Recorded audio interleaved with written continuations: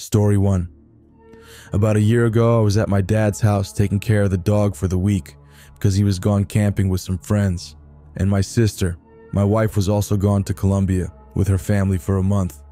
My in-laws asked me to take care of their dog while they were gone, and I, of course, said yes.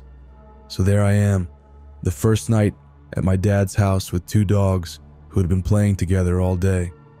I decide to go to bed around 10 o'clock, so I go lock the front and back doors. I make sure every door in the house except for my bedroom door is closed, and I sleep. At about noon, I hear the dogs freaking out, barking and whining, so I jump out of bed and go check on them. On my way downstairs, I see the back door unlocked and open. I look down at the dogs, and they are both staring at the basement door, whining and growling while laying in a puddle of their pee. I see that the basement door is open, so I have 911 ready to be called on my phone, and I go downstairs. I search around for a while, not even sure why I am looking, until I decide to go back upstairs and clean off the dogs. At maybe 1 o'clock, the dogs are finally clean and no longer focused on the basement, so I make sure the basement door is latched, and I go back upstairs after making sure the back door is locked as well. At about 2 o'clock, I once again hear the dogs barking and freaking out, so I run downstairs. Once again, I see the back door wide open, and so is the basement door. But this time, both dogs are staring out the window, looking into the backyard. So this time, I do not bother to go downstairs. I just close the door. I run to the back door, and I close it, and lock it as hard and as fast as I can. I go upstairs, and I did not sleep for the rest of the night, but both dogs slept on the bed with me. After about a week, my dad gets home, and I ask him if we can watch his home cameras for that first night I was there. I had to wait for him to get home because I had no clue how to work it. And as we are watching, I am just looking to see if anything or anyone even went near the house during the night. Oddly enough, there was nothing. The only weird thing is that around 12 o'clock and 2 o'clock, the back door randomly flings open with nothing going in or out. But the scary part is that from a different camera in the house, we can see me lock the back doors every single time. No issue with the lock any other day before or since then. Story 2. My dad grew up on dairy farms with his parents, who worked for a guy who owned multiple farms, so they would hop around to different farms and manage them, so to speak. Also, we live in Australia. Anyway, while my dad was in his late teens to early 20s, they lived in this house that eventually became known as the Spooky House to him and his parents, and this is what they experienced while living there. The house was known to have a very foreboding feeling to it, like something was always off, and you couldn't put your finger on it. The floor was made out of old wood that had little notches in it, and Nan, Dad's mom, put little stoppers in them to fill the holes. A lot of the time, they would wake up in the morning and find that all of the stoppers were pushed up from underneath the house. Dad said they had these giant-ass hippie beads hanging in the doorways, so big and heavy that it would have to be a big gust of wind to move them. He lost count of how many times he would get up early for work or such and find them swaying, like someone walked through them, but when he checked the bedrooms, everyone was asleep. I remember Dad telling me that it slowly got worse over time, like the house didn't want them there or something. At one point, Nan contacted a psychic to see if they could make it better or calm it down. Well, the psychic wouldn't even get out of her car and come up the driveway, refused to come inside the house. Nan was left flabbergasted and asked what she could do. The psychic told her to move house and drove off. Dad said not long after that, these things would start stalking the house. To this day, he has no idea what they were, and he doesn't want to know. Nan would come out in the morning and find that the grass was pressed down or trampled around the house, especially where the windows are. Her peg basket on the clothesline would be ripped to shreds and bits of it spread around. Dad said she would get the shits because she had to keep buying new ones, haha. It started to get more serious when Dad would be woken up by scratching at his window on the outside. He was always too scared to look back at it because he knew whatever it was staring right back at him while scratching the window. They would check in the morning to find that the paint had been scratched off the house at around human height and the grass flattened. At one point, while his dad was out working a few paddocks over, Nan came in and woke Dad up, and together they huddled in his bedroom, waiting for daylight as the thing stalked around the outside of the house. Speaking of, it stalked Dad once too. He was walking from the house to his dad, a few paddocks over to help with the cows. About 4 a.m., it was cold and there was frost on the grass. As Dad was walking, he could hear a crunch coming behind him. So he stopped, and it stopped too. Dad was like, huh, and started walking again, and so did it. Again, Dad stopped and it stopped. Now starting to get freaked out, Dad started to pick up the pace, and he stopped again. Only this time, it didn't stop, but started to come right at Dad. Dad fucking bolted, ran over 2 paddocks and cleared the fences. Didn't stop till he reached his dad's side. Whenever Dad's parents left for a couple of days, and he had the place to himself, Dad would host massive parties with his friends. They had the run of the house and could sleep wherever they wanted, but all of them always end up huddling up in one room when they went to sleep. One time it was just Dad and his cousin over. They played a game of pool and drank. At one point around midnight, the both of them were sitting around and heavy drinking. A dark figure appeared and said, "Go to bed." Dad said he was pissed drunk and thought, why the hell not? And they went to bed. The next morning, they woke up to find the game of pool that was left unfinished put away, and his cousin asked who that person was that was standing over their beds watching them sleeping. But Dad didn't remember that part. Story 3. My husband and I stayed at a super old hotel in Santa Fe, New Mexico. At the time, I did not believe in paranormal things, ghosts, mainly because nothing had ever happened to me. The old room we were staying in had this decorative wooden chair that had a slanted seat. I took note of the slant because I wound up putting my computer bag on this chair and felt comfortable doing so. I'm super careful with my electronics, and the slanted seat made it so my bag slid back into the back of the chair so it couldn't fall. I also hung a nice new dress on the back of the chair. We went out sightseeing, and when we came back, my dress was on the floor near the chair. I wondered if housekeeping had touched it, even though we had "Do Not Disturb" on our door all day, and the room had not been serviced. Oh well, we ordered some dinner and went to bed. My husband and I were laying in bed in the dark talking, almost falling asleep, when suddenly we hear a super loud slam. It was so loud that we shot awake and turned on the light. There, on the other side of the room, a good 10 or 15 feet from the chair, was my computer bag. It was like someone had lifted it and threw it down. There's no way it just fell off the chair that far away. And the chair seat was slanted backward toward the wall. It would be hard for anything to just fall off it, especially forward and 15 feet away. And it was a slam to the ground. I was so terrified, but my husband just shrugged like, guess this place is haunted like a lot of places in Santa Fe. I guess the ghost doesn't like stuff on its chair. I demanded we sleep with a light on. I didn't even dare to check if my computer was okay until the next day. The next morning, my husband asked the front desk if the hotel was known to be haunted, and the guy just laughed and said, "Oh what? Did you see the little girl?"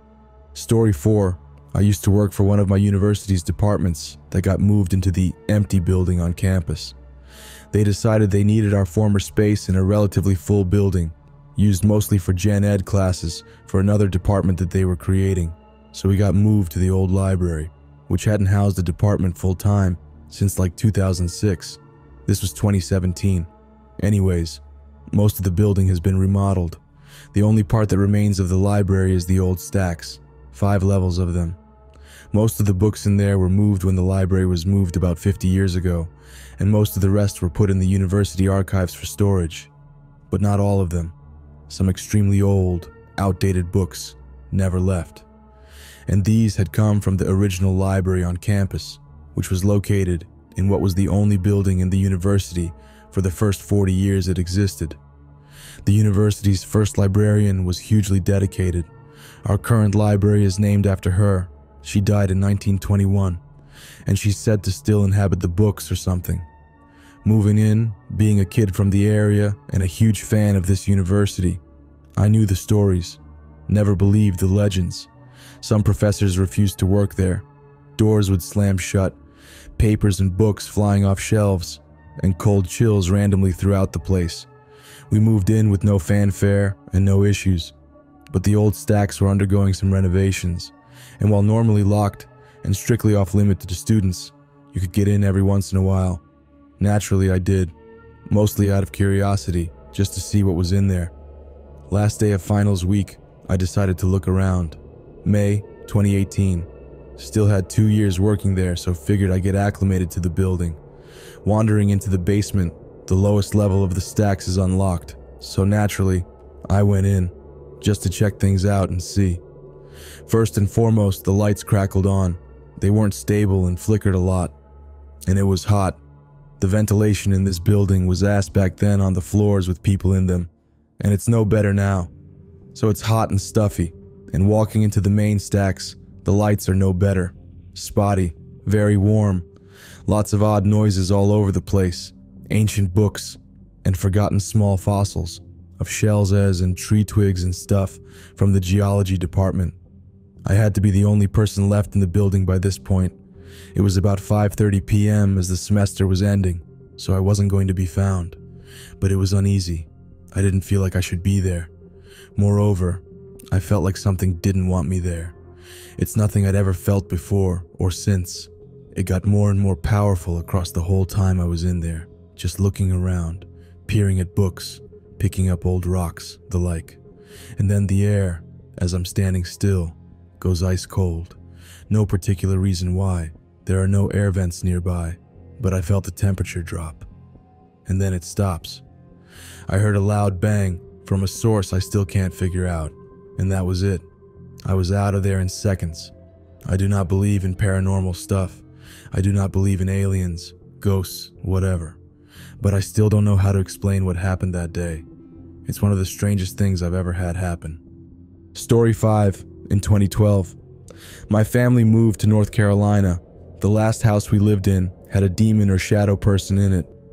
The main event that still gives me nightmares now and then today, I had woken up one morning and found out the power was out, so I went to ask my sister about it. She's 12 years older than me, and she said our parents went out to get the electricity transferred back to Michigan or something. So power is out, and our parents aren't home. 10-year-old me decides to take my DS and go play a racing game while laying on my parents' bed. Their bed was more comfortable than mine, which was in the master bedroom across the house. The master bedroom doorway goes right into the kitchen and dining room area. This is important. This next section, I remember so vividly still. I was laying on my stomach, playing Cartoon Network racing, and I just suddenly get this feeling and a voice in my head saying, "Pause the game and look up." So I did, and when I looked up, I think I stopped breathing. Looking through the doorway into about the middle of the dining room where it turns into the kitchen, there was this tall, I'm talking about 7 feet tall or more, and my dad is 6'2", shadow figure. But it wasn't a solid black, it had lights and darks for depth. It looked like a 3D figure just made of darkness. Half of its face looked like it had been blown off with a shotgun. The skin was peeling away from the skull, strands of muscle keeping the sheet from fully flopping down. It was the time of day when sunbeams were coming through the skylight too, going straight through this thing. I don't know how long it stood there just staring at me, but eventually it turned and walked further into the kitchen. Now, I will say before that day, I never understood what people meant by frozen with fear. Now I know, because I was. I don't know how long it had been since it walked away, but I eventually felt my whole body relax, and I was able to breathe.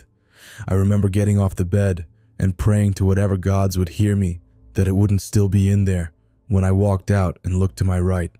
It wasn't there, thank fuck. So I ran over to my rabbit's cage in the dining room to check on her too, and she was sitting in the back of her cage with her ears straight up, eyes wide, and breathing fast. She saw it too. After making sure she was all right, I just took off to my sister's room to wake her up. She didn't sleep at night due to the neighbors, but that's a story for another time, or if anyone is interested, and tell her what happened. I was crying, scared, and shaking. Luckily, my sister said I could sit in her room with her while she slept and play my game quietly at the foot of her bed until our parents got back. I haven't seen that same shadow demon thing since, and I hope it stays that way. I'll be sharing more events of what happened in this house, along with the fucked up neighbors. I'll try to keep these in chronological order, but since it happened a bit over 8 years ago, some events may have blurred together, or one could have happened before another. So, here we go. starting with the neighbors. This will also lead to another experience I had in the house. From the day we moved in, the neighbors didn't like us.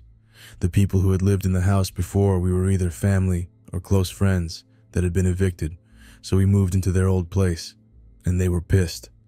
When moving stuff in, the neighbor on our right side was walking down the street, behind our van, while my dad was unloading some stuff. The neighbor was carrying what I believe was a shotgun. When passing my dad, he held it out threateningly and said, "You see this?" as if he wanted us to know he had guns and was threatening us. At the same time, my dad was removing my sister's scythe from the van, so kindly returned the words with a motion to the scythe. After that, the neighbors would do everything they could to piss us off or try to get us to leave, getting on off-road 4x4S and driving on our side of the property line, hitting our house with said 4x4, and just generally being assholes. My sister never slept because of this, at night anyway, because she was terrified they would try to break in and kill us. Her words, not mine. The neighbor dogs my family believes knew something was in the house, since they would bark at our house at all hours of the day and night. 2 large, aggressive breed dogs on the left side of our house, and the house across the street had about 8 chihuahuas that were never on leashes and would regularly run over to our yard while we were moving stuff in to try and legit bite our ankles. One night, I can't remember how long after the neighbors first turned to jackasses, I was in the dining room area playing with a toy I had. My mom and sister had gone out to get pizza, so it was just my dad and me, home. My dad in his bedroom watching TV. I got this feeling of being watched, and when I looked up, I saw my dad's Homer Simpson. Radiohead's eyes were staring straight at me, which is rare since his eyes are the radio knobs, and were often left in odd angles on whatever channel was last on. So I got up and turned it away from me and went back to playing. About 5-10 minutes later, I got the feeling of being watched again. This time, something told me to look to my right, out one of the main bay windows on the front of the house. In the window closest to the computer room, the other end of the house, I saw the silhouette of a person's head. This scared the fuck out of me, so I jumped off the chair and ran to tell my dad. When we went back to look, nothing was there. We assumed it was one of the neighbors since they were fucking weird and still assholes. But it wasn't until after leaving the house that when thinking back on it, I really couldn't tell if that head was inside the house or outside. Besides those 2 personal events, I'd only seen small things like shadows of people stepping away from doorways, arms moving away, etc. Nothing too major, since I'd seen those things in other houses too, which I now know were also, occupied by not just my family. Now, I'll mention some things my dad and sister had experienced. I didn't know about these next few things until after I saw my sister's YouTube vlog about the house, which I will link both at the beginning of the post now and at the end of this. My sister would regularly hear child footsteps running through the house, along with occasional giggling. My dad, one day while getting ready for church in the master bathroom, he had heard what sounded like chanting in the woods behind our house. This wasn't the first time we happened to move into a house or live on property linked to cult activity. First for that was well before I was born. The last event I'll tell of is what happened on our last day of being in that house, a few hours after I saw the shadow demon. Our parents had gotten back with a moving truck, so we were all working to move everything out of the house and onto the truck. When there were only a few things left, a few storage tubs, my sister and I were sitting and reading when we suddenly heard a weird noise. At first, we thought it was wind, but no windows were open in the house, and it sounded like it was coming from the middle of the house. We later agreed it sounded like a man almost howling, or saying, "Hello," with it being drawn out. After searching the house together, we noped the fuck out, and we've not been back since. Story 6. I seem to have this sixth sense, IDK. For example, let's say I'm going to a particular location. I'll say a house. The closer that I get to the house, the more energy I feel. I like to say the atmosphere changes. I'm talking like I can start feeling good or bad vibes the closer I get to the house. The bad vibes feel like a heavy presence coming over me. I would say almost like a heavy fog or a weight on my chest. I remember one time I refused to even step foot into a home because the atmosphere was so heavy, and I felt so much dread from the street that I had to go back home. My first paranormal experience happened to me when I was in the 3rd grade. To preface, I live in Pennsylvania, so this took place in Pittsburgh. We were staying in the William Penn Hotel in the middle of the city. The atmosphere felt off, but I was too young to pinpoint it or realize what was going on. I went to use the bathroom before going to bed. I did my business and started to wash my hands, but when I looked in the mirror, I didn't see my reflection. Instead, I saw a pale-skinned woman with black hair and black eye sockets for eyes. I ran out of that bathroom so fast. I told my parents, but they didn't believe me. I've been to Gettysburg, and that place is super haunted. I was grabbed and scratched in the Jenny Wade house. We ate at the Dobbin House Tavern later that day. I excused myself to the restroom. As I'm standing at the urinal, I hear the stall door next to me slam shut. I then proceeded to hear the laughter of a little child. When I asked the waitress if the place was haunted, I could see the blood drain from her face. My grandmother's house was extremely haunted. I'm talking demonic type shit. In the middle of the night, you would hear heavy footsteps coming up the basement stairs. Occasionally, you would hear pounding behind the closet door in the back bedroom above the garage. One night, we were bringing my grandmother down for the holidays, and that was the night I felt pure evil. About 30 minutes out, I started to feel a very heavy presence. It got worse the closer we got. We pull up to the house, and it's unbearable. It felt like the house was watching us. We get into the house, and I'm having a really hard time breathing. That night, I felt pure evil. I could feel something in the darkness looking at us, stalking us as we moved throughout the house. All I felt was pure evil and hatred. Finally, last summer my entire family went to the beach. I had to stay behind to watch the dog because, well, it was my dog and my responsibility. This meant I had the house to myself for a week. Anyway, the first 4 nights are normal, but on the 5th night things changed. In the middle of the night I hear the Alexa in the kitchen say, "Sorry, I can't understand that," and then soft piano music playing. The next night the same thing. The night after the same thing. I later found out that the previous owner died in the home and loved piano music. Story 7. I live in South Louisiana.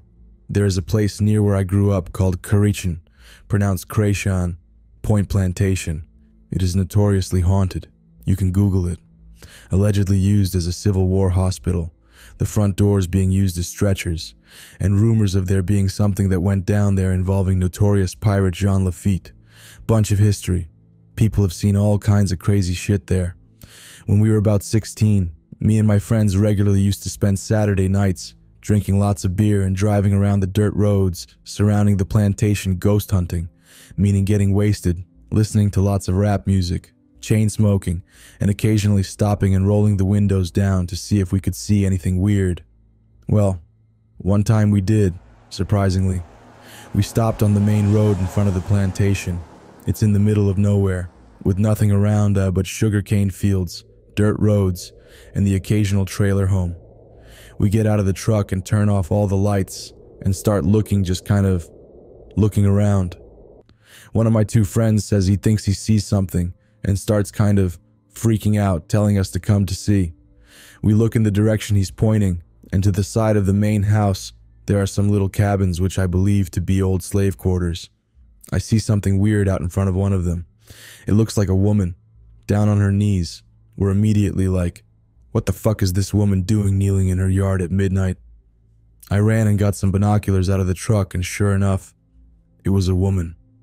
She very slowly stood up and began walking across the yard towards the house, very slowly and gently, as if she didn't have a care in the world.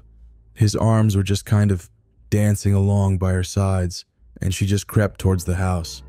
It was then that I noticed that, extremely faintly, she seemed to be kind of glowing. It was extremely odd because it wasn't a full moon or anything, and nothing around her was glowing. Only her, the whole time she walked. She looked almost as if she was composed of dim moonlight.